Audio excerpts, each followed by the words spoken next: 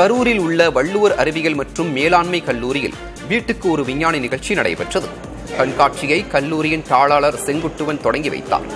Junior, senior ஆகிய 2 பிரிவுகளில் நடைபெற்ற கண்காட்சியில் கரூர் மாவட்டத்தில் உள்ள 40க்கும் மேற்பட்ட பள்ளிகளைச் சேர்ந்த மாணவர்கள் சுமார் 250க்கும் மேற்பட்ட படைப்புகளை காட்சிப்படுத்தினர்.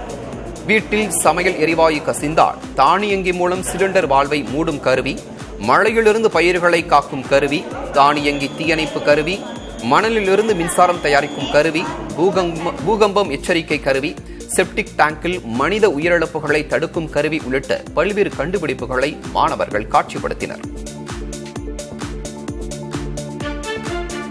இன்று வீட்டுக்கு ஒரு விஞ்ஞானி எங்கள் வள்ளுவர் கல்லூரியில் கரூரில் நடைபெறுகிறது. மகிழ்ச்சியாக இருக்கிறது. புதிய தலைமுறை எங்களுக்கு இந்த வாய்ப்பை கொடுத்துருக்காங்க. இதில் பார்க்கும்போது நிறைய இளைய தலைமுறை மாணவர்கள்கிட்ட ஏதாவது இந்த விஞ்ஞானம் சயின்ஸ் சம்மந்தமாக நிறைய அவங்களுக்குள்ள ஒரு புரிதல் வந்திருக்கு, ஆர்வம் வந்திருக்கு.